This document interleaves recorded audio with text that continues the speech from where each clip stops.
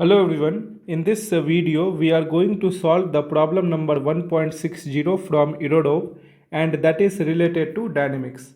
So let us first understand the problem and then we will solve the problem step by step. We are having masses of m0, m1 and m2, and all these three masses are equal.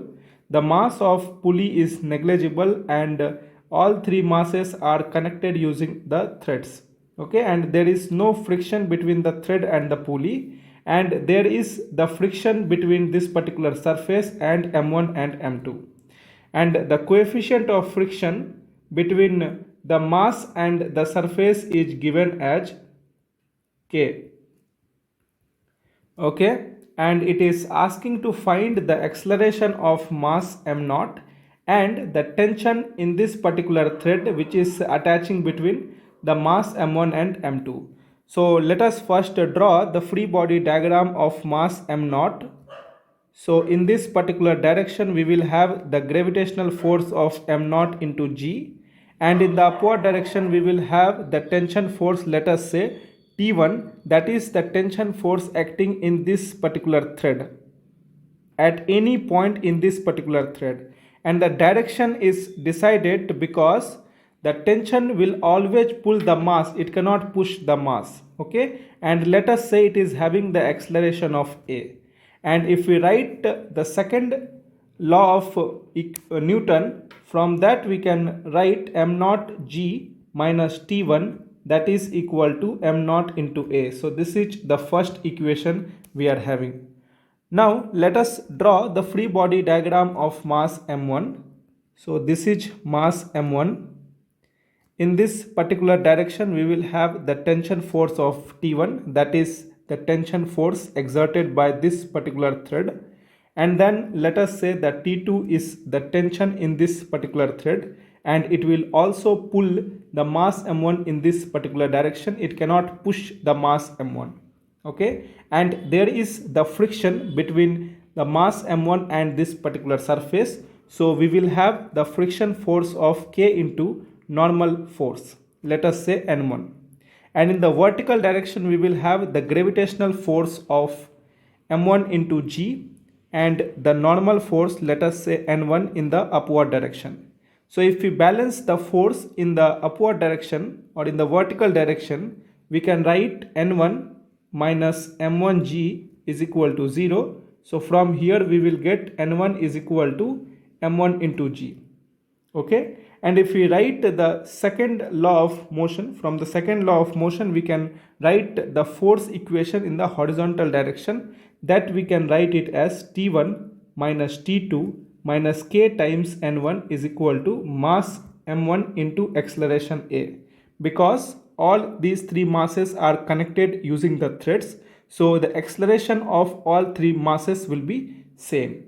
Okay, let us substitute the value of n1 here.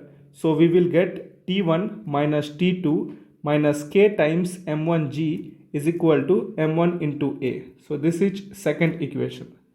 We also have to understand here that as the m0, m1 and m2 are accelerating, so whatever coefficient of friction was given, that is the dynamic friction. Dynamic friction. Okay. And now let us draw the free body diagram of mass m2. So this is mass m2.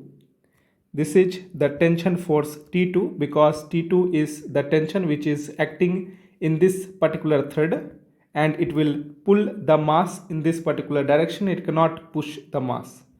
Okay, and it will also have the friction force, let us say k into n2, and n2 is the normal reaction acting by the surface on this particular mass. So this is n2, and in the downward direction we will have the gravitational force of m2 into g, and it will also have the acceleration in this particular direction, let us say a is the acceleration. Now let us first balance the force in the vertical direction, so we can write n2 is equal to m2 into g. Okay, and in the horizontal direction if we write the force equation, then that we can write it as T2 minus k times n2 is equal to m2 into a. Okay, and if we substitute the value of n2 here, so we will get T2 minus k times m2g is equal to m2 into a. So this is the third equation we are having. Now we have to find the acceleration a and the tension force T2 in this particular problem. So from the first equation and the second equation we can eliminate T1. So let us add equation 1 and 2. So if we add the equation 1 and 2, the T1 will get cancelled and we will get m naught g minus T2 minus k times m1g, that is equal to m naught plus m1 into a. Okay, and we are having the third equation, that is T2 minus k times m2g is equal to m2 into a. So this is the fourth equation, let us say, and this is our fifth equation, which is same as the third equation. Now in order to find the acceleration a, let us add equation 4 and 5 in order to eliminate tension T2. So we can add equation 4 and 5 and we will get m naught g minus k times m1g minus k times m2g is equal to m naught plus m1 plus m2 into a. So from here we can find the acceleration is equal to m naught g minus kg times m1 plus m2 whole divided by m naught plus m1 plus m2. If we simplify this particular acceleration, then we can write it as g times m naught minus k times m1 plus m2 whole divided by m naught plus m1 plus m2. So this is the value of acceleration of mass m naught we got. That is also the acceleration of mass m1 and m2. And now let us find out the tension force, that is T2. So we can use third equation. So we can write T2 minus k times m2g is equal to m2 into a. So let us substitute the value of a here. So we will get T2 is equal to k times m2g plus m2g times m naught minus k times m1 plus m2 whole divided by m naught plus m1 plus m2.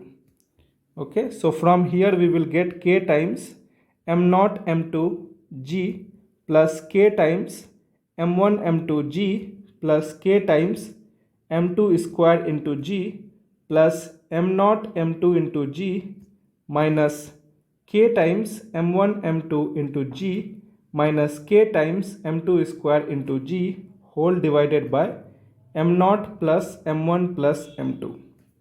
Okay, so if we carefully look at here, k times m1 m2 into g will get cancelled, k times m2 square g will get cancelled.